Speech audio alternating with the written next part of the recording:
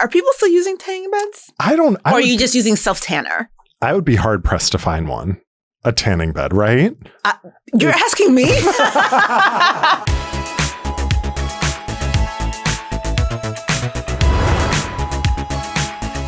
Welcome to Brief Recess. I'm Michael Foote. I'm Mélissa Malebranche. Today we're going to be talking about local elections and how they often matter most. We're going to talk about cities we love to hate, all of Melissa's estate sales, how it's America's 250th dumpster fire birthday. Jeff the Giant Fern and other A-list celebrities do make appearance. We do talk about them. We have a discussion about the famous drag queen Pattie Gonia and the trademark lawsuit with the company Patagonia. And we're going to read all your show reviews, tales from the DMs. Get into it and don't get it twisted. Have you ever gotten a stranger's car? Have I ever gotten a what now? Like when you would get in a stranger's car accidentally? Yeah. I feel like this happens to a lot of people. Yeah. Comment below if you got in a stranger's car. It happens to me all the time. You mean like you think of like an Uber Lyft situation? Both. I got in an Uber once. There was a baby in the back seat. One time. And it was Halloween. It was dressed as like a goblin. Aw. And I was like, it was late and I was in a costume too. It was, alarming for me. Did you take a selfie? No, he was like, get out. No, there was no time for a selfie. We're at a stoplight. It's just a man at a stoplight with a baby dressed like a goblin. His baby? Yeah, I don't have a baby. No. I've actually, one time I had gone to get some takeout and I left my car in front of the spot, left my car running because I was just going to run in there. Yeah. And somebody else also did the same thing. And, everyone's car looks the same now, right? And especially for a hop-in takeout joint like that. Right. What was the takeout? It was like Chinese food. Okay. And I just opened a car door, sat down, and was like, this is not my car. This is not my car. And whatever it was that was playing on the radio was so not the music that I listened to. And it was like the Eagles or something. Zydeco. And I was like, oh shit. I mean, the whole thing happened in like 2 seconds. Did anyone see you in that car? No. Oh. No. Okay, that's good. Well, they could have had a dog in there. Like, right. Anything could have happened. Thing. Another time Another time, this is a really long time ago though, I was shopping with my friend and we were outlet shopping. And we were like going back to her car to put our stuff in to go to the next store. And I opened somebody else's car.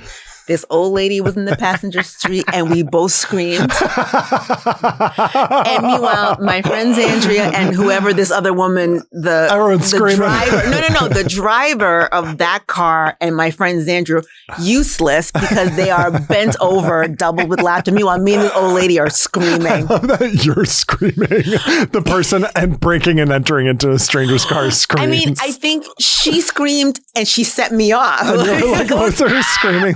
I got in the backseat of someone's car in New Orleans once, and it was my friends were supposed to be picking me up, and I got in someone's car, and it was these like two sorority girls who were like, "Who is this giant man in our car?" But that was, it was a college town, right? Yeah. Par for the course. How are you? What's going on? I'm good. Have you voted? It's voting later. It's election day. I'm voting after. Okay.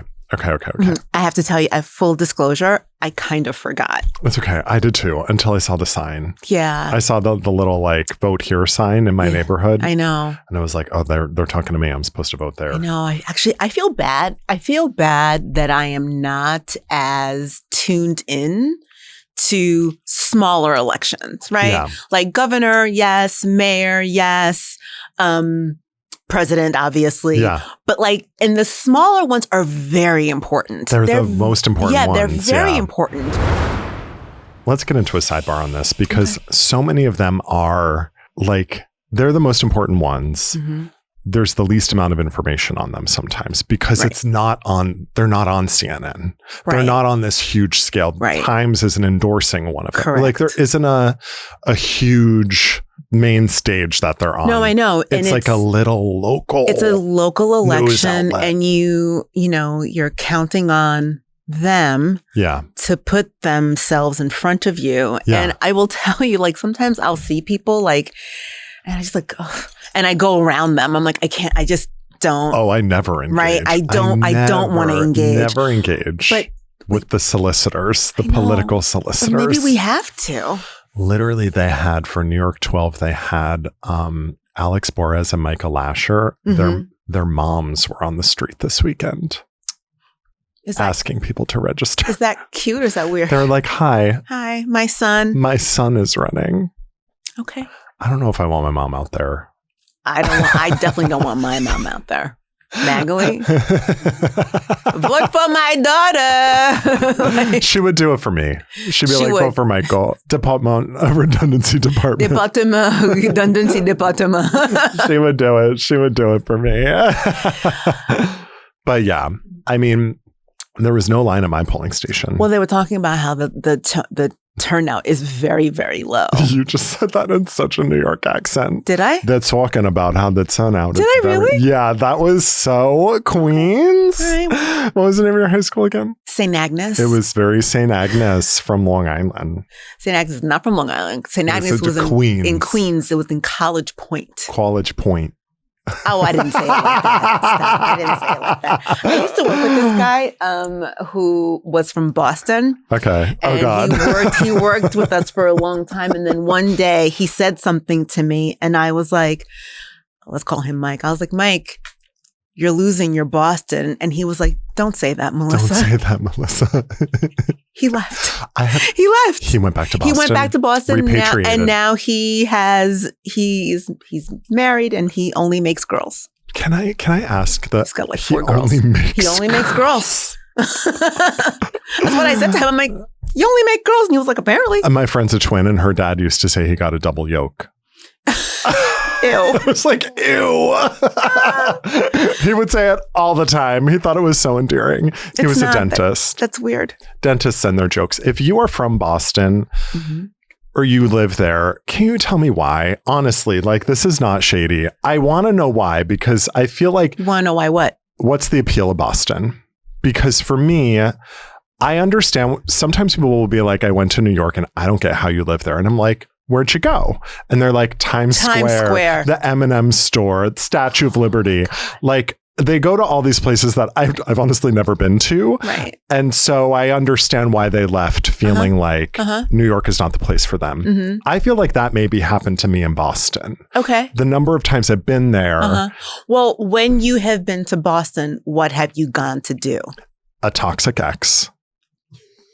So that was the first thing I did in Boston. Right. Okay. Next. What was the other reason why you went to Boston? That was the only reason why I went. Oh, my God. No, I went there for work once or twice. Okay. I feel like those are not. I've been to like some cute neighborhoods and I've been like, oh, this is cute. But people from Boston go hard for Boston. I think that there are certain cities where the people go really hard for. I think people go really hard for Chicago. People go really hard for New York. People go really hard for Philly. Yeah. Right? I mean, I've even seen people, and they go hard for Miami. And I'm like, Alyssa goes kind of hard for Miami. Alyssa rolls hard for Miami. Right. But we can't listen to that dizzy bitch. She's concussed as hell. But I know. Her memory, she can't remember why she likes Miami. But she's not the only person. And I feel like, I feel actually, as opposed to the other places where I have been, where I'm like, oh yeah, I can see why you like this place. Yeah. Miami, no. I guess like the beach is nice, but everything Isn't Miami sinking? Yeah, it's just like a giant glassy skyscraper kind of like. And not a huge fan. I mean, like some of the food is good. If you go to like Little Cuba or Little Haiti, the food is good. But it's like outside of the beach area. Right. It's like, it's just, not really super excited about Miami. I do feel like I maybe missed the mark on DC. I've already made up my mind, but I do feel like, okay, I respect that about you. No, you don't. I respect your opinion. Okay. I respect that you have an opinion, but I don't share it. I don't share it. It's getting worse. I just keep downgrading my respect. I mean, I think there's a difference between going to a city, doing whatever is there, and then wanting to actually liking it enough to live there. Yeah. Right. Oh, yeah. So like before I met Andre, I was thinking really, really hard about moving to Philly. I had applied to a couple of jobs in Philly. I looked at apartments in Philly because I felt like Philly was like New York light. Yes. Right? Like more affordable than New York, smaller than New York. You can get to New York pretty easily from Philly. Philly cheesesteak and chopped cheese are kind of similar. Yeah, I know. But she said, I know. I feel like I'm going to go on a limb here. I know. We might get canceled. This would be the one thing. And I'm going to say that I think I prefer a Philly cheesesteak over a chopped cheese. Okay. I also think that chopped cheese, I did not have. Chopped cheese is not really like a New York thing in the way that they're making it out to be. Yeah, they're making it seem like it's our sandwich. It is, and it's not. The bacon, egg, and cheese is our sandwich. For sure. Yes. Yeah. But I think chopped cheese is like a uptown. I did not have a chopped cheese until I was like 30. Yeah, I haven't had it. And only because I was dating a guy who liked them. Right. And we got some. But now it's suddenly been, it's the bodega. It's not though. That's what people are. Yeah. I feel like it's a lot of these like Wisconsin transplants moved to New York. Yeah. And got one and then TikTok popularized it. Yeah. 100%. Gentrification. It is not. Don't listen to somebody who's. And listen, I appreciate that, a lot of cities have a lot of transplants and you need your transplants and you need your tourists, right? But I think taking like food advice from somebody who just moved here. Yeah. Because they discovered the chopped cheese. I don't think so, honey. I don't think so. What do you think all these restaurants with the lines out the door? That drives me insane. You wouldn't catch me waiting for any. No, the other day, right before the Knicks parade, they were showing like these people who were just sort of calmly waiting the night before. And I just was very struck by this feeling of, I hope that I never want to do something that bad. Well, I've never done anything calmly, especially not wait. That's definitely not something I'm doing. But do you know what I mean? People are just like, oh, like I really want a good spectator spot to see the Knicks. And then Trump showed up and ruined it all. I know. He ruined. I know, but he did. People. But he didn't come to the parade. Oh no, not the parade. This is the parade. The parade. Did you see the wait to get out of the subway? Yes. That actually, I got claustrophobic. No, just looking at that, there's no way. So for people who did not see the clip, there was this video of people stuck in a subway tunnel waiting to get to the street level. They had gotten off the train. Right. They're in like the vestibule tunnel. Right. Before they can get to the street level. The wait was over 30 minutes. And you can't, and looking at that, you can tell that you can't go forward or backwards. You are stuck there. You know what it's like? The Battle of the Bastards. Remember that? When they all circled up Jon Snow and he's choking? Yeah. That's what it looked like. The only way out is up. Mm-hmm. Yeah. How do you get out of that? Oh, I know. The thing is that when people say, oh, it was a 30-minute wait to get out of the tunnel. When you're in the tunnel, you don't know it's going to be 30 minutes. No, you don't know. It could be anything. My greatest fear, the only thing I'm afraid of is what? Being stuck on an elevator. Are you really? Yes. Oh, I'm actually not. I'm not afraid of flying. I'm not afraid of heights. Not afraid of snakes. Wait. So, okay. Let's say it's me and you on the elevator. Yeah. And we're stuck. Are you afraid? Yes. Okay. I'm freaking out. So I am afraid of being stuck on a crowded elevator. Yes. It compounds for me. Yeah. If I'm getting so nervous just thinking about this. Oh, I'm sorry. My mom is very much like that. No, I get it. She takes the stairs. My mom is like in her 70s and she's like, I'll take the stairs. And I'm like, okay. Yeah. But I don't want to be like lately, all of a sudden, I'm noticing that when I get on the subway and if it's too packed, my heart starts to do a thing. Yeah. And I have to fix it because what am I going to do? Like, what am I going to do? Yes. What am I going to do? Yeah. First of all, Denver, I have a bone to pick with you.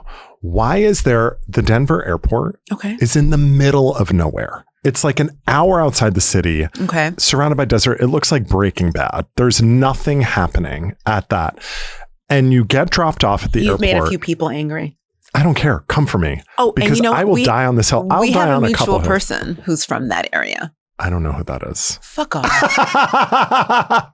So I get dropped off at the airport. Why am I taking a shuttle to the terminal? We're in the middle of nowhere. JFK has that. Yeah, but it's like a crowded part of Long Island and all this parking. Why aren't you getting just dropped off at the terminal? And getting dropped off, you go through and then you get on a train. Denver Airport? Yes. Okay. You're in the middle of nowhere. How else? Okay, so all the more reason. If it's in the middle of nowhere, how will you get to where you need to be? If why don't just build it so that you get dropped off where the plane is? Build it and they will come. So you want them to build it? They built it in the middle of nowhere, far away from the city. For a reason. And then put a train to get to the city. No, a train from the middle of nowhere to even further in the middle of nowhere. But from what to what? From nothing to nothing. From the check-in to the plane. It's like a 2-second train ride. Okay. I'm like, we could have walked this. Why is there a train? There's no reason. And you cannot walk it. You have to take the train. So you go in. So you check in for your flight. Check in for your flight. Then you go down. Everyone waits and gets on a train for no reason. Takes the train to the terminal, the plane. So you can't have an Uber just drop you off at the plane. Okay. We are just like overcomplicating. It's a Rube Goldberg. It is Mousetrap. It's the game of Mousetrap from the 90s just to get on my flight. Okay. This isn't that busy not that many people are coming to Denver. I don't think it's the center of the world. I don't think we're routing flights from Asia through Denver. Well, I feel like if you're a person who you've pissed off a lot of people. You know what? And I'm going to double down. If you're the one person I know from Denver, I don't like you. Ooh. Yeah, that's right. Shots fired. Come for me. I don't know who you are anymore. Wow. And the person who this is, assuming they may not even listen. No, they don't. Do they? That would break my heart.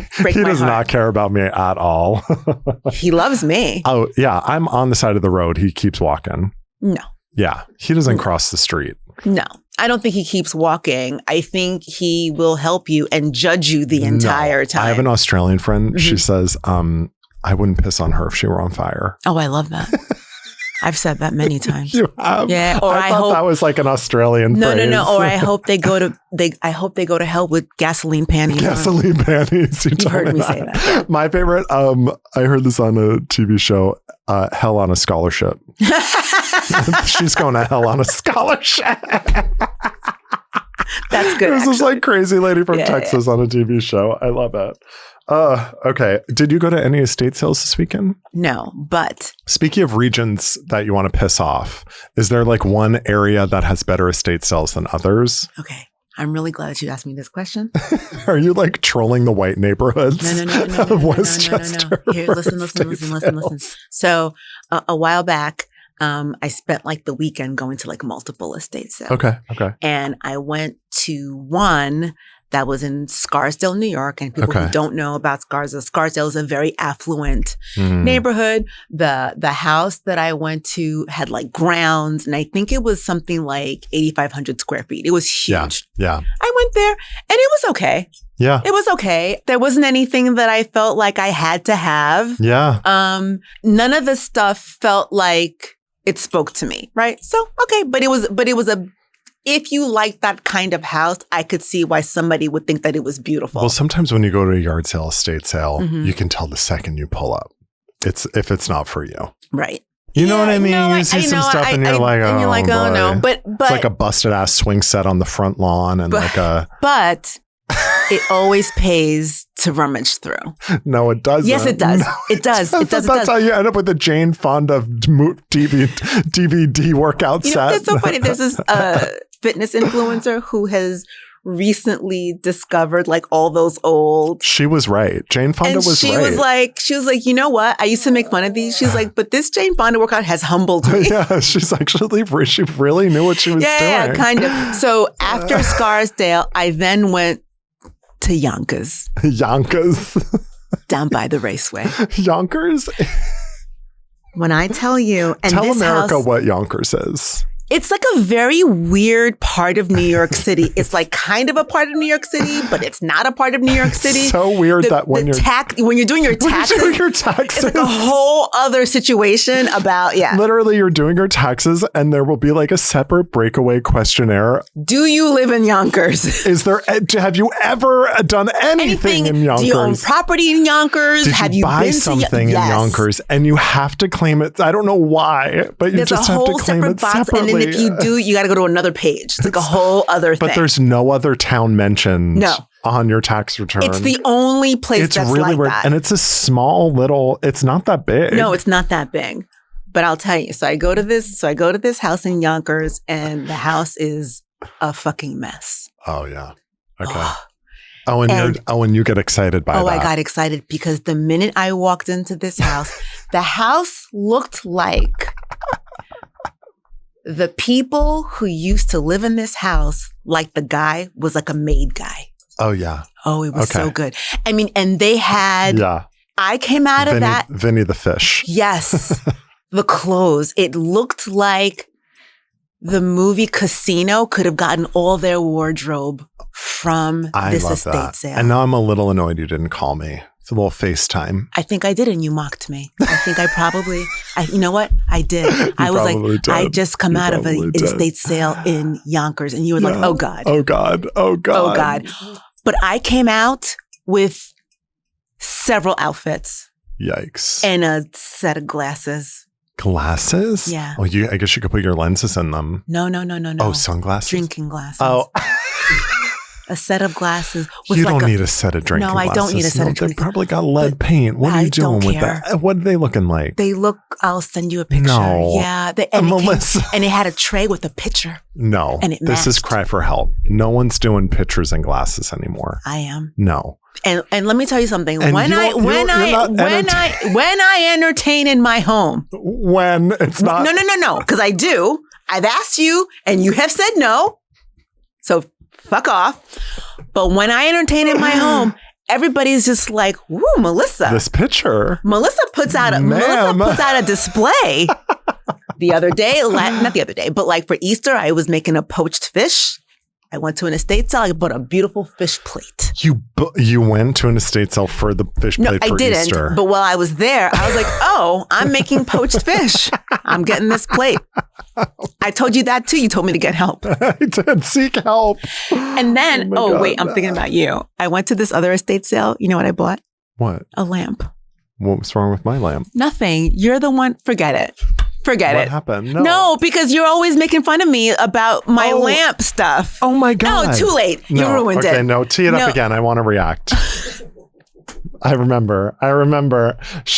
So people don't know about Mélissa. Edit the crap out of this. I don't care.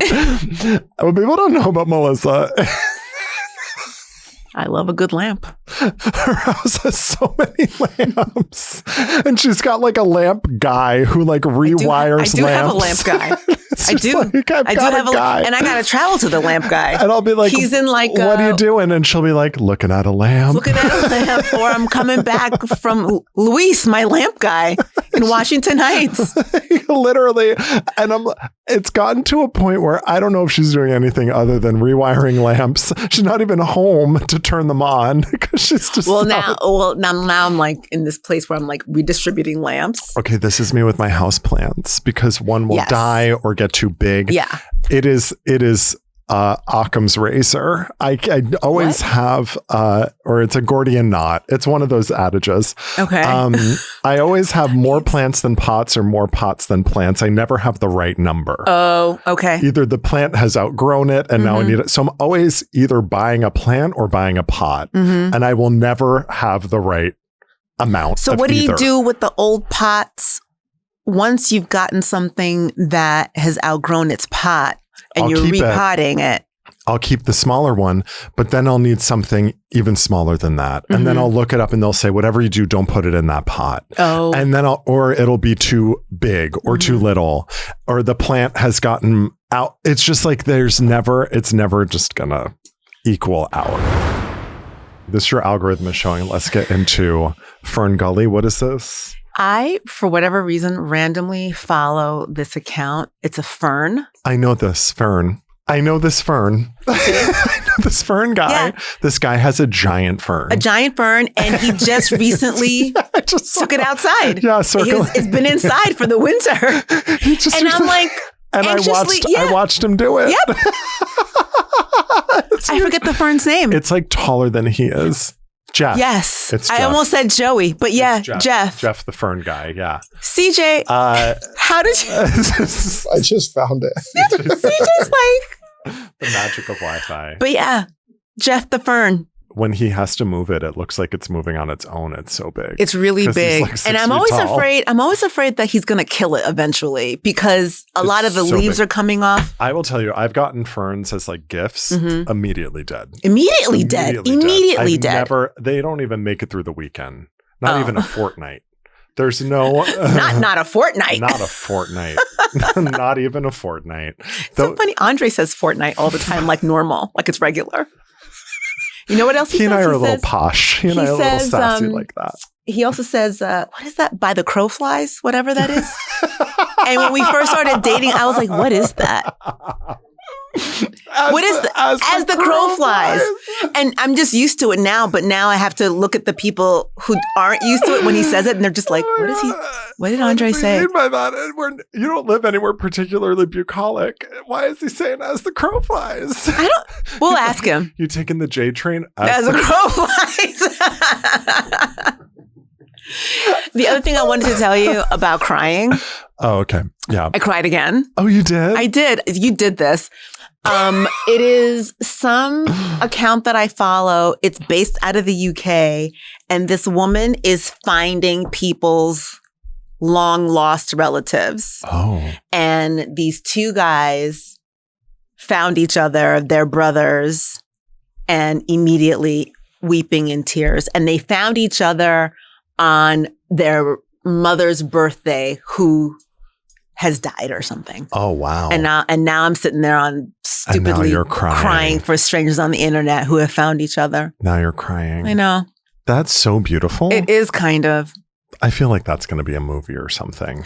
Someone's going to make that. But it's multiple. It's not just these two guys. It's this woman. She's got a show that airs on channel whatever in the UK. Oh, so it's already on TV. Yeah, she's always finding people. Okay. And my favorite ones are, do you know what the Magdalene laundries are? Yes. Yes. So she's always finding like these children who are now getting reunited with their Magdalene laundry mothers. Oh my God. It's so sad. That's so sad. Awful. For people who don't know what the Magdalene laundries were, it was in Ireland. And what would happen was if there was a woman who was pregnant out of wedlock, they would take their baby away from them, basically. And it was all through the Catholic Church. Horrible. There are a lot of TV shows sort of based on this premise too, of people trying to find their birth mother. There's like a documentary that's very interesting. Super, super sad. I called a detention center and there was a baby crying in the background. Is the baby with the parent? No. Ooh, that is really upsetting for me. I was calling to talk to my client. So I was like, you have these moments where you're like, can I start shit right now? And I was like, I can't. I got to talk to my client. Like, I can't deal with this baby. Right. Did you ask your client about the baby? No, I asked the lady behind the counter. I said, oh, is it bring your child to work day? What'd she say to you? She said, no. It's like, oh, whose baby is that? You don't have to yell to be a bitch. No, you don't. My feeling about that. Make me feel uncomfortable. You can be a really quiet bitch. Yeah. And that's what I did. This was a very Mélissa Malebranche coded thing to do. I was like, oh, whose kid is that? What do you mean? There's right? A baby that's what I did. Right. Well, what do you mean it's a detainee? Right. Why? Who's taking care of him? Yeah. Yeah. Do you have kids? Oh. Okay. They're so cute when they're that age, right? They always want to be with their parent. Always. Anyway, what are you having for lunch? Right? Tuna melt. Yeah. So, I don't know. Just sitting in the uncomfortable moment of that phone call. I love that, actually. But yeah. Do you have plans for the 4th of July? Okay, so the 4th of July, it's always like a nightmare for me. I always have like the weirdest. There's just never. Everything's really crowded. Yes. Everything's really hot. I can never do anything. So I end up just like staying home. But there are like 3 recipes that I make. But are you going to add more seasoning? I am. Because one is a pasta salad. And I'm learning from my Black friends. I love a pasta salad. Love pasta salad. Do you put tuna in it? No. I do one with and without. It's the same recipe and then I'll add tuna to one. That way if I'm like, I need a little protein in my lunch, I'll just eat that for lunch. Or I have the other version as just like a side dish that can go with any sort of protein. But then I make Millie Peartree. She's a chef. She owned a restaurant in the Bronx, and she's a New York Times food writer, cooking writer. And she has this really good strawberry lemonade cake. That sounds good. And it's glazed with lemon. I'm allergic to strawberries, so I do raspberries. Are you really? Yes. I did not know that about you. Yeah, I will go down. Huh. Will you die? Yeah. Oh, okay. Yeah. I'm like that with eggplant. This is such a weird thing to say. Eggplant tastes like something that people would be allergic to. Like when you're eating it, you're like, this has the texture and mouthfeel like of something that would make your throat close up. You know what I mean? Histamines. Yeah, I'm like, I'm not feeling that, but I'm like, when I'm eating it, I'm like, this would kill someone. This has all the machinations. But there's a whole segment of the population of the world who's just loving baba ganoush, like, yes, and they're not allergic to it. I feel like it's something. It's like. Do you ever hear of this? There's a product like called Plumpy Nut. Do you know what that is? Excuse me? No. It's actually really. It's actually really important. Plumpy Nut is a very nutrient dense paste that they make out of peanuts for usually children who are starving, right? Yes. And they also will give it to nursing mothers. And I remember it was years ago on like 60 Minutes, before 60 Minutes became what it is now. It became 50. It became 59 minutes. They were talking to one of the doctors who runs the program, and they said, well, what about peanut allergies? Yeah. And the guy was just like, that's in America. That's some white people shit. Well, I don't think that because I know Black people who have a peanut allergy. My cousin, all her kids have peanut allergies. But he was like, that is very much an American problem, like for whatever reason. Right. I don't know what it is that either we are exposed to in the United States or those kids are not exposed to that makes it so that they do not have peanut allergies. And I don't know what that's about. That's crazy. Isn't that interesting? Yeah. Yeah. America's wild. I mean, 4th of July, it's the 250th anniversary. Okay. Are you going to be doing anything different? Are you ready? The Atlantic's reporting on it, actually. I mean, they said it's going to be a disaster. I'm sure it will be a disaster. Everything he touches turns to shit. America 250, but as tensions emerged, Trump created his own group, Freedom 250. Come on. So Trump created his own group, Freedom 250, in the National Park Foundation, which is organizing signature projects and has received the majority of the $150 million that Congress allocated to the anniversary events. Mm-hmm. So what's he going to do? A traveling fair of sanitized American history. Very good, CJ. Hey, CJ's coming in hot. Shots fired. I'm sure it's going to be like a whitewashed history of America, right? Oh, it's going to be like Kid Rock again performing. Discovered by Columbus. Like it'll be like, Kid Rock on a motocross bike doing a backflip in front of the White House. I don't know. We can see fireworks from the roof of our building, and we don't even do it anymore. I'm just so uninterested. Okay, artists are dropping out. Martina McBride dropped out. I'm shocked she was confirmed. Why? Country singer? She was, I don't know. I mean, she's got her niche. She's got her niche. I think so. Is her niche MAGA? I would imagine that there are a lot of, and this is a blanket statement. I know it doesn't apply to everybody, so calm down. But I feel like a lot of people feel like country music is very American. Right. And very pro-America. Yeah. And so this idea that like MAGA is also pro-America, and they would think that country performers are like MAGA. Do you know what I mean? Do you remember at the inauguration in 2016, there was like one Rockette that performed? It's just the one? They like gave the Rockettes the option of performing and only one said yes. It was like one or two. Did she kick by herself? I figured it was like in a parade. And it was they were like, and now the Rockette. Julie. Radio City Music Hall. It's Julie. It's Julie the Rockette. There was only one. I wonder, I mean, he's a sociopath, so he probably doesn't care. But I wonder what he thinks He cares. Okay, what does he say? Who cares? His president called for the cancellation of the concerts after everyone dropped out and said in a post on Truth Social that he would kick off the fair with an opening ceremony because no one wants to perform now. Even Julie, the one Rockette, said no. He called himself the number one attraction in the world anyway. Number one attractions usually don't have to open for themselves, right? There's usually an opener. It's like the person who says, I am the least racist person in the world. They're always the most racist person in the world. Yes, exactly. I am like whatever. I remember one time, this is years ago when I was still like an administrative assistant, somebody called. And my boss wasn't there. And I was like, would you like to leave a message or would you like to leave a voicemail? And she said, I would like to leave a message. I said, sure. And she gave me her name, Jane Smith. And I said, from where? And she said, really? I'm actually quite famous. Famous people often don't have to remind you they're famous. And I was just like, oh, I'm sorry. I guess I don't know. Yeah. From where you're famed. I was like, well, I don't know who you are. And she was like, wow. She's like, that's really interesting. Who was it? We'll bleep it out. Who was it? Her name was Who the fuck is that? She was like big in like her. Oh, in her day.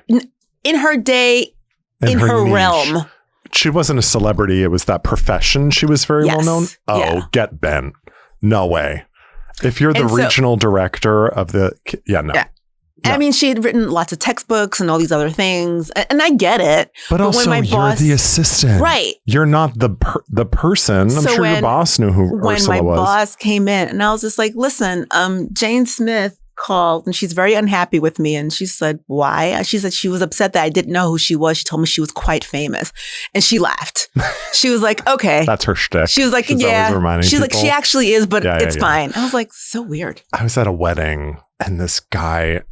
He'd been in a lot of stuff, like he was like a name, but it had been a minute. It had been a minute. He wasn't maybe readily recognizable as that person. Mm-hmm. This man went out of his way to let me know. That he was who he was? Yes. Okay. Tell me who it was. We'll bleep it out. I honestly can't remember. But were they like famous TV star, movie star, Broadway singer? He was in like a lot in Broadway and TV and movies as like the gay best friend, but like in early 90s. Okay. You know what I mean? Yeah. So it had been a long time. So A, it didn't look like that anymore. Since he had been seen. And B, since that movie, people were really talking about it. Right, I wish I remembered what the movie was. Right. I saw Julia Roberts on the street the other day. Did you? That was a big deal. Okay. That was a big sighting. But it just shows you, especially now with the World Cup, how international New York is, because no one was bothering Miss Julia. Miss Roberts. Right. I also unbothered. Feel like in New York, I mean, this is going to sound so like snippy, but like we kind of see celebrities a lot. We do. And I didn't stop her. Right. And the thing about celebrities, like everybody else, when they are out, they just look so regular. And sometimes it takes a second to realize that the person is who they are. Like I remember one time I saw Julianne Moore. And I was like walking down the street and I looked up and I was like, that woman looks very familiar. Yeah. And then it was like after she walked by, I'm like, oh, that was Julianne Moore. But I was never, and I've also seen Alec Baldwin. Oh, he's always he's here right now. Yeah. Like he's everywhere.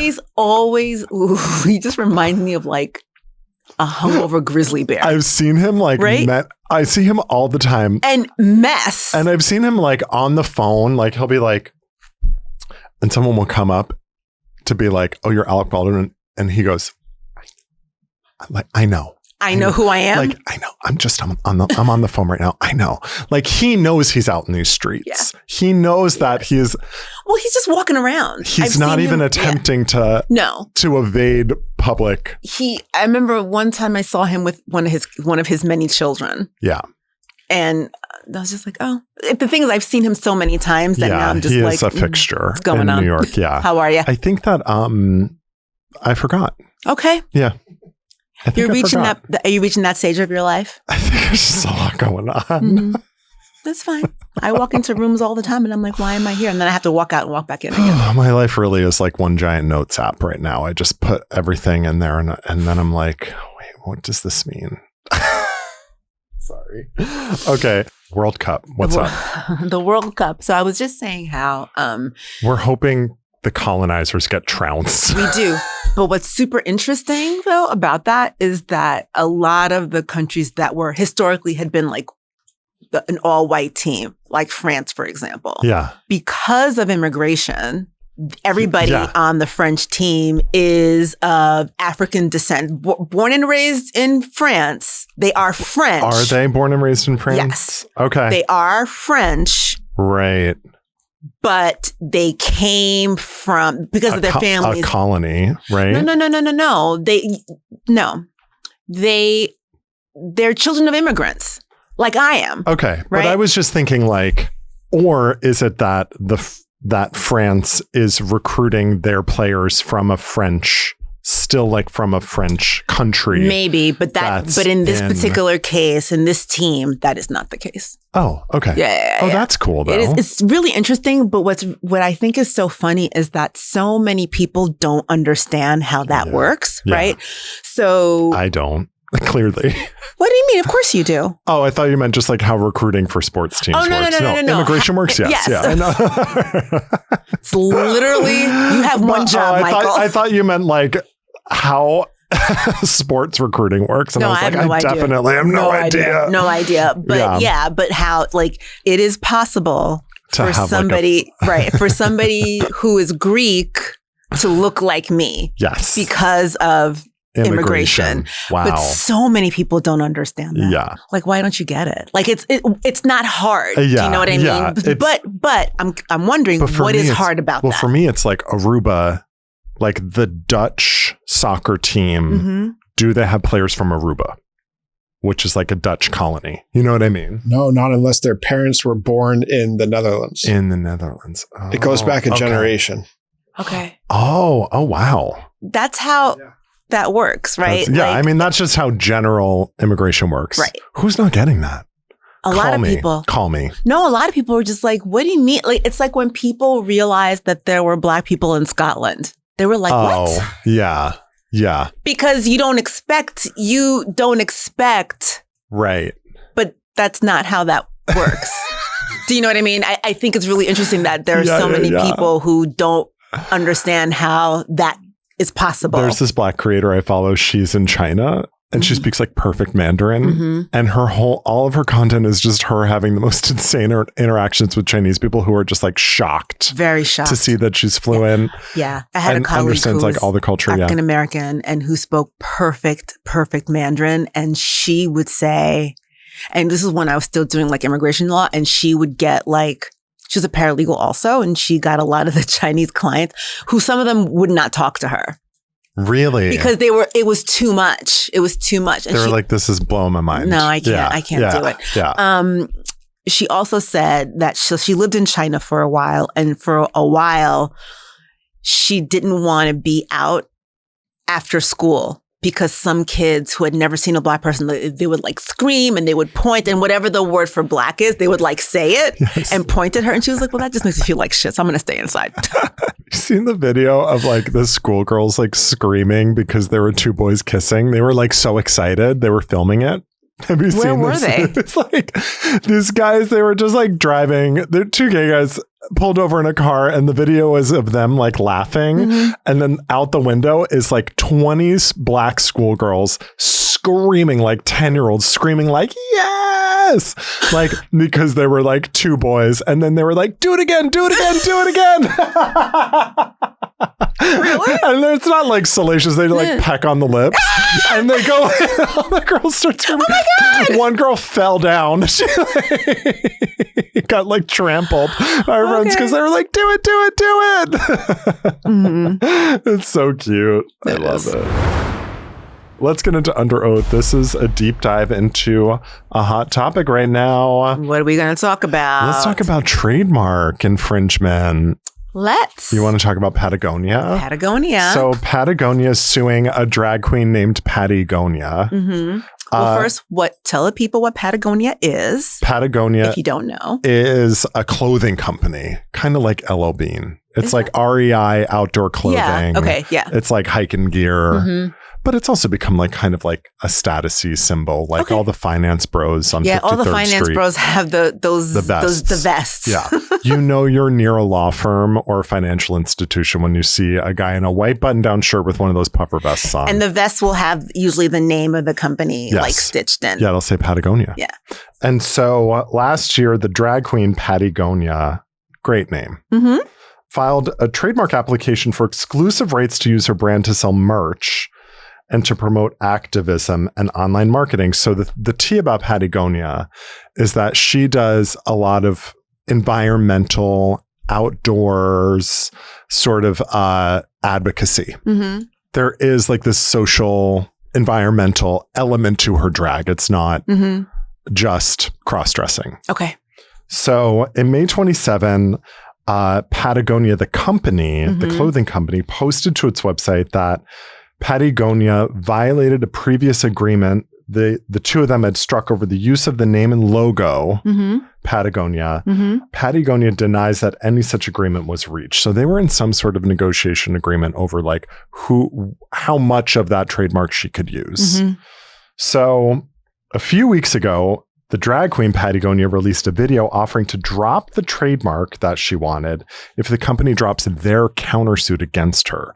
So basically how trademarks work is that in order for you to like maintain your company's trademark status, you have to proactively sue. So if someone starts using your logo or something that is like closely attributed to that company, like the McDonald's arch or something like that, or like who are those jesters? Who's the guy? It's the Ronald McDonald, like that sort of image. Who's that clown? You start using one of those images. It's kind of like you have to proactively defend your trademark. Otherwise, it dilutes the value of it and people can start using it. So that is sort of how and why they were suing Pattie Gonia. When somebody has a trademark, right, and I guess you own your trademark, your company owns your trademark. Yeah. Do you have that forever, or is it for X amount of years, or 10 years from the registration date? You have the option to renew for an additional 10-year period. So every decade, you have the option to renew your trademark. So I wonder what would happen if Patagonia, the company, if they have their trademark for 10 years, right, and they forget, right? Yeah. Can Pattie Gonia? I think so. Interesting. Yeah, but like Patagonia is a publicly traded, but if, hypothetically, but hypothetically. Sure. Yeah. The company said on Instagram they can resolve the matter if Pattie Gonia withdraws all trademark applications and stops using the logo. Interesting. I mean, it feels like a David versus Goliath situation. Absolutely. Where we've got, a queer person trying to basically a small business owner, right? Create art and sell merch. And like, we know that most drag queens are struggling to get by. Many are, maybe not most. And then we've got like the big evil corporation, right? But I was watching an interview with the CEO and he was like, I think they only sued her for $1 because they were like, we have to maintain they're not going after money. They're just trying to preserve their trademark. Okay. Which, if they let Patagonia start using it, then everybody will. It's going to open the floodgates for grabs. Yeah. I would love to know what Pattie, like what is Pattie's. Hey, Pattie, if you're out there or if you are a friend of Pattie, why don't you come on our show and talk to us? I'm really curious as to what it is that you were hoping to accomplish, what you're doing. I'm just curious because I also wonder about, obviously, Patagonia is a huge company, right? Yeah. What did Pattie think was going to happen? What could you anticipate, really? You know what I mean? Especially if you're registering a trademark to create merch. Right. It's like, I think they have that already. Well, I think they've covered that. Well, I guess I wonder, though, if you could make an argument, right, that I'm assuming, and I don't know, that she was going to trademark Pattie, Pattie, space Gonia, whereas Patagonia. But I think it was like the merch, it was like Pattie Gonia in the same like logo shape on the vest Okay. as Patagonia. Sure. So I think it was, CJ, has she said anything? I think it's an ongoing lawsuit, so I'm not sure she can, but I'm looking It's an up ongoing right now. lawsuit, so I don't think she's like commenting publicly. Okay. That's interesting. Basically, she did release a video saying like she'll drop her trademark if the company drops the lawsuit. So I bet they're gonna.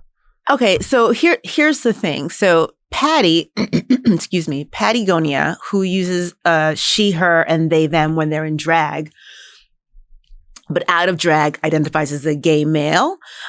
He lives in Oregon, right? So I just feel like if you are sort of like, if what he does is very local to his community, then we wouldn't necessarily hear about somebody like that unless you were very like tuned into like environmental stuff. Patagonia raised Pattie Gonia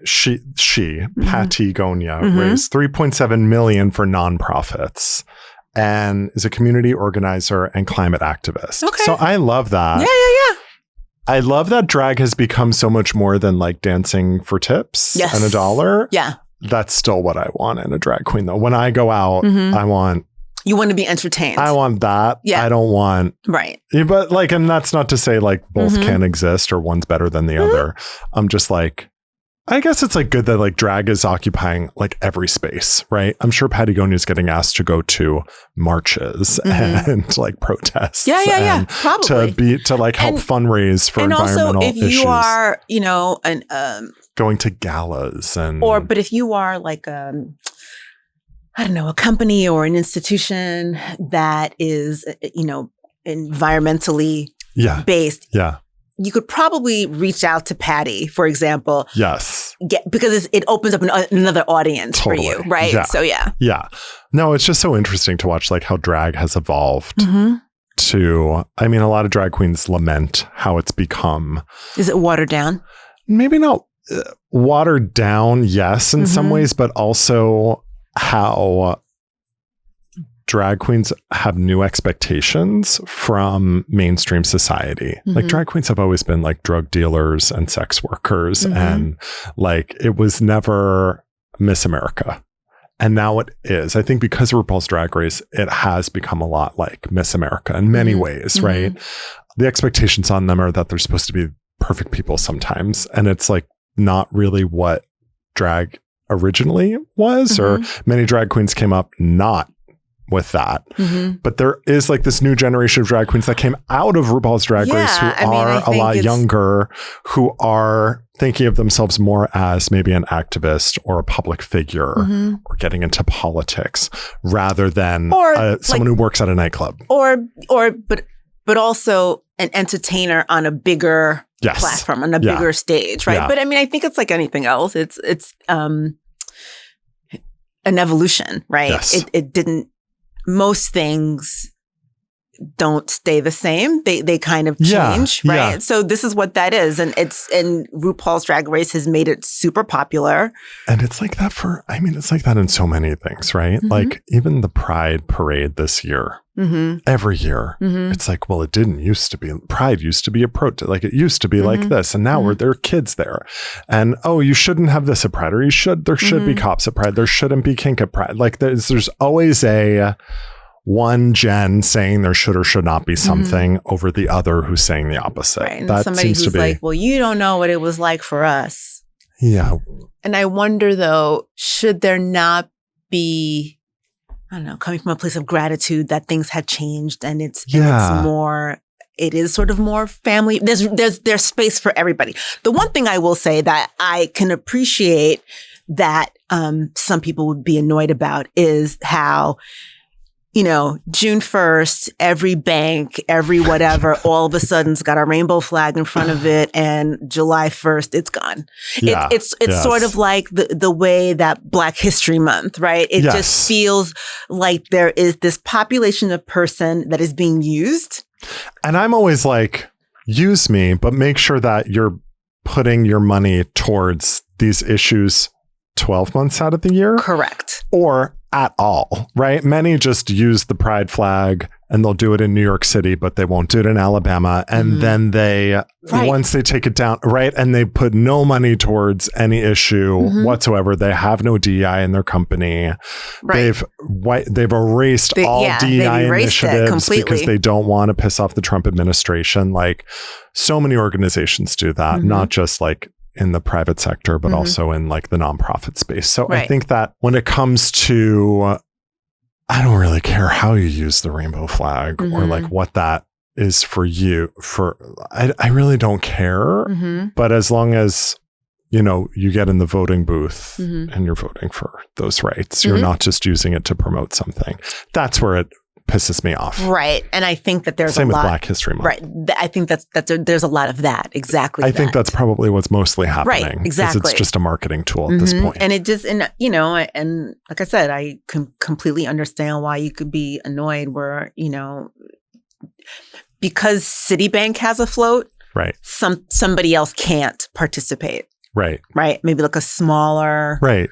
Yeah. A smaller company that's a queer company. Do you know what I mean? Like so because these big giant corporations are deciding to sort of swoop in and be like the saviors of the gays. You know what I mean? Yes. It's like the white savior for the Black people. Like I know. And like I have that reaction. It's complicated for me because I'm like, at this point in my life, I don't go to Pride anymore. I was going to ask you. I know you haven't gone in a while. I don't go to like the New York Pride Parade. It's been like a decade. But most of my friends and queer people I know have their own type of Pride something in New York, whether it's a party or everyone just goes to the same bar or there's like a Brooklyn block party or something. And so I'm still having that experience that I would have, I guess, if I were going to the Pride Parade 20 years ago, that, you know, people are lamenting it's no longer like that. But then I have friends from the South who are straight, who are going to be in New York, who are reaching out like, oh, hey, are you going to the big New York City Pride Parade? Like it's the Thanksgiving Macy's Day Parade. And I'm like, oh, maybe this isn't a net negative, right? Like this isn't a blanket negative. Just because it's not for me anymore doesn't mean it's not for someone. Right. And that someone, maybe there is positive to it, even though there is negative of Citibank gets afloat and the small group doesn't. Like maybe that doesn't cancel all the good out of it. Do you feel some type of way, right? That there are straight people coming in from wherever and they're coming to sort of watch this parade. No, I think that's fine. That doesn't bother me. Okay. Because I've always sort of like been raised around the like get exposed to whatever, like the otherness of it, being exposed to it is only going to sort of like desensitize you to the stigma of it, right? Or any perceived stigma of it, right? Okay. There's always going to be, you know, like a naysayer or whatever, but that doesn't bother me now. Okay. What do you think? It's not my parade. Do you know what I mean? If there was a parade for you. But I used to go to the parade all the time. Yeah.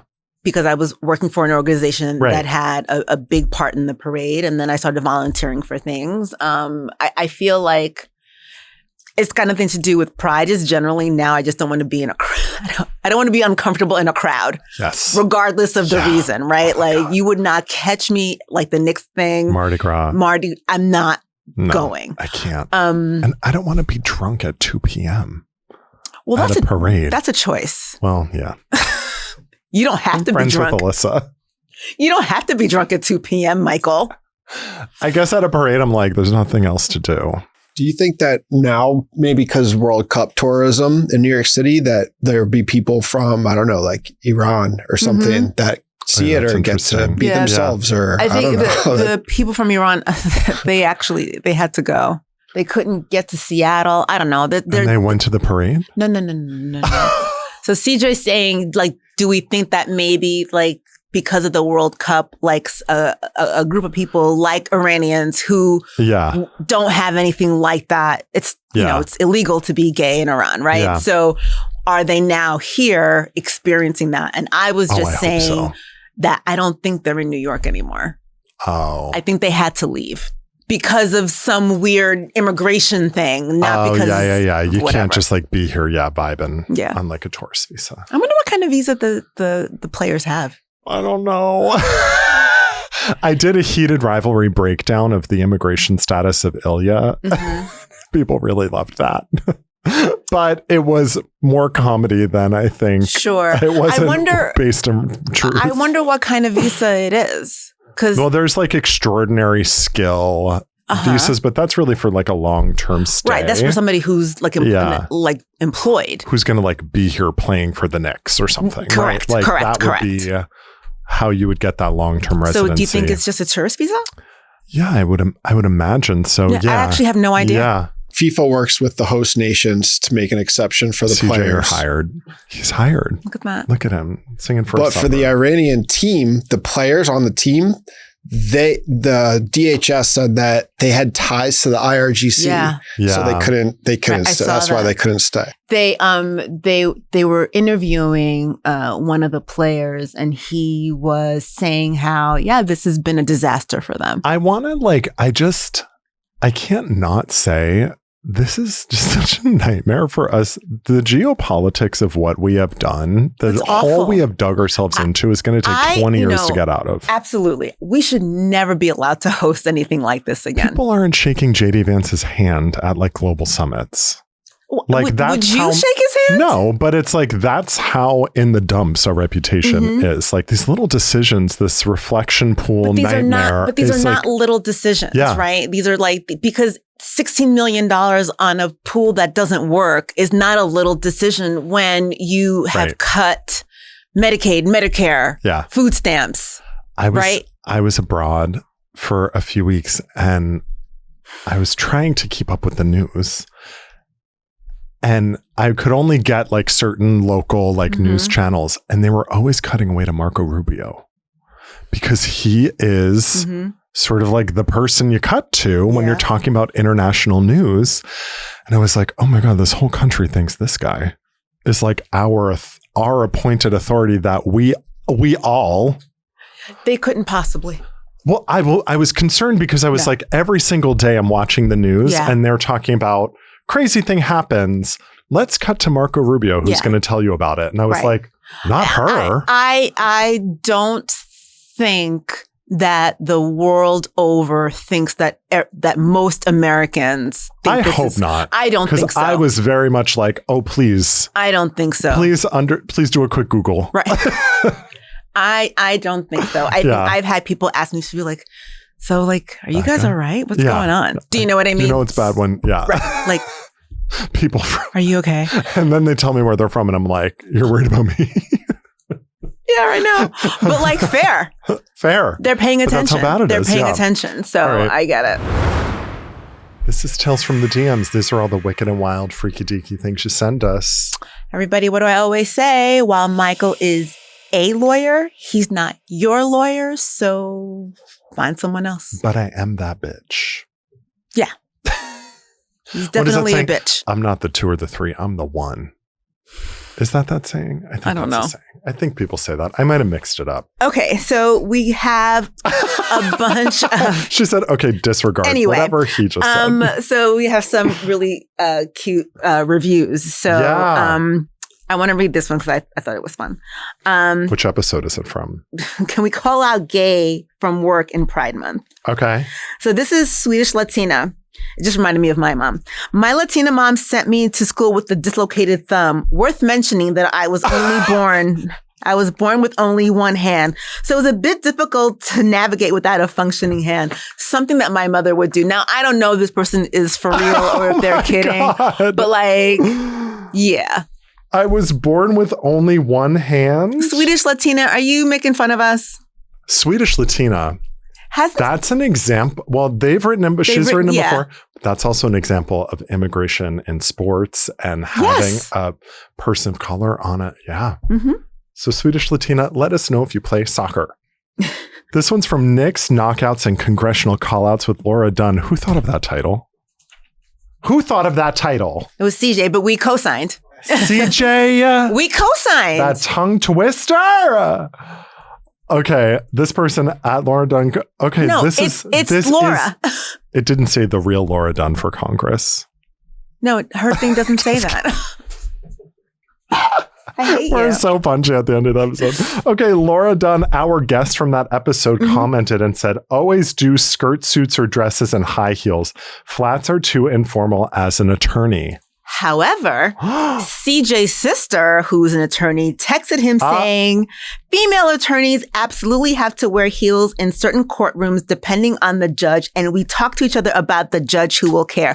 So gross. Whoa. Some require skirts for female attorneys. Michael is talking about wearing neutral for juries, but in family law with no jury, it's all about the judge. Yeah, there's no jury deciding like the custody of your child. Let it just go right to the judge. I have something to say about this. Of course you do. Because I was traveling for a trial and this was last week and I forgot my shoes. You forgot your shoes. I forgot to pack like dress shoes for court. Would you have sneakers? These sneakers. Can we get a shot? Okay. I think they're out of frame. Just white sneakers. And I was like, uh-oh. I figured it out. I had gone out dinner with my friend. I was visiting, hadn't seen her in forever. And I got home late. It was 11. It was like late and court was early the next day. And I had given myself just enough time to go to sleep. And I'm just laying out my outfit for the next day. And I realized I only have sneakers. So I'm like, what'd you do? I called my friend and I was like, what size is your boyfriend? What size shoe does he wear? And it was going to be like a Thumbelina situation because I'm a 13 and he was like an 8. Like he's got little or a 9. No way. There was no way it was going to be the ugly stepsister in Cinderella just shoving her massive foot into this shoe. Yeah. So I got in an Uber and I went to like a Walmart, like a big box store, and just bought a pair of shoes. $40 for the ugliest shoes. I would not wish these shoes upon any ex-boyfriend, any enemy, nobody. So what did you do with the shoes? Well, I was like, do I even donate these monstrosities after I use them? I did. Okay. I put them in the box thing outside my building of donating shoes, but I did only wear them once and I spent $40. I was honestly like, these might be more prejudicial to the judge than the white sneakers. They were so ugly. They were so bad, but they were like... It was rough. But yeah, I really had a moment where I was like, wow, I'm living that question from the pod. Will it be more prejudicial for me to show up looking a little bit more informal than to take that extra step? And I took the extra step. What do you think would have happened? Well, now that I've been in the courtroom, I don't think the judge would have ever really seen my feet because the table was really big and I was mic'd. And I didn't have to stand and pace or anything. So I was seated at a table, mic'd. So really just me getting from the gallery to my seat would be when the judge, she would have seen my shoes. Right. But you didn't know that going in. No. So yeah, you decided to err on now I know, but I'm still going to bring, if I go before that judge again, I'm absolutely bringing dress shoes. Yeah. I wouldn't be like, let me fuck around. No, you forgot. No, I get it. You forgot. Yeah. Okay. Alexa. I'm gay as the wind. I'm gay as the wind, and I won't be in today, and possibly tomorrow too. Heart. I think it's good. I think it's healthy. Yeah. Especially now that DEI is getting cut. Call your boss and tell them how gay you are, and let them know you're not coming to work. And you know what? The ball's now in their court. Let them fire your ass. For being gay. And then you can sue them. Let's go. Love it. Let's dance. You know what? We're in a staring contest and I ain't got eyelids. From Pride Month special, conversion therapy is abuse. Sheila Turner, 23, says, I would ride my beach cruiser to the tanning bed every day until like 2011. She was taking her beach cruiser to the tanning bed. 2011 was... That was a year when everyone was really eyes wide open about the tanning beds being bad for you. There were very few pro tanning bed folks. Are people still using tanning beds? Or are you just using self-tanner? I would be hard pressed to find one. A tanning bed, right? You're asking me? You're asking me? I don't see color. When people say that. Don't say that. Don't say that. But I would be hard pressed to find a tanning bed right now. If someone had a gun to my head, I'd be like, I don't really know. I feel like people have gone the way of self-tan or maybe spray tans. I went to a spray tan with my friend once. Have you ever seen how they do it? Aren't you wearing like a diaper almost? And you're just yeah, pretty much. But the one I don't know why. What was I doing there? But it was spray tan. It was like a booth where they basically like shoot it at you. Yes. I thought it was like an airbrush person. Oh. She went into like a machine that just like kind of, it's like a firing squad, just like shellacked her. And then there's like an alarm and you turn and then you do the other side. So you're really hoping that the person who's doing it is skilled and knows how to do it evenly. Otherwise, you'll end up with not an even person. Coat. Oh, it wasn't This was like a phone booth. You walk in, then you press the button. It's like the automatic car wash. So it's probably better than a person. I feel like maybe not. I feel like a person. Well, yeah, I guess the human error. Yeah, you're right. Yeah. Right. But then was she wearing like a bonnet too? Yeah, she had like a whole And then but it was just like a lady at the counter. Yeah, I think it got her face too. Yeah. I mean, she looked chopped. So it was not good. You know what? Let's get out of here before I offend everyone in my life and alienate all friends, colleagues, loved ones. I mean, as somebody who's never gone tanning, I have questions. Now we have a lot of questions. Let us know your weirdest tanning story. I want to know. Did you go into labor in a tanning bed? Let us know. I have an aunt who really hates it when we get too dark. Like, she doesn't want us to be in the sun, right? And she'll always say, she was just like, well, you look like a roasted turkey. She does. She a roasted turkey. She has said that to me many times. What? Like, this is what she says. Anyway, somebody says, Caitlin Curry says, hi. I do like Aperol Spritz. LOL. I mean, I've had some bad ones, but generally I do enjoy them. Happy Pride, y'all. The roasted turkey. I gotta go. This is the part. I have the church giggles. They're not gonna go away. I gotta go. Thank you for watching, everyone. This has been Brief Recess. I don't know what's wrong. We'll see you next week. I don't know why that's so funny. The vein in my forehead popping out. I'm going to tell my cousin that I just shouted out her mom. A roasted turkey. I'm kind of hungry.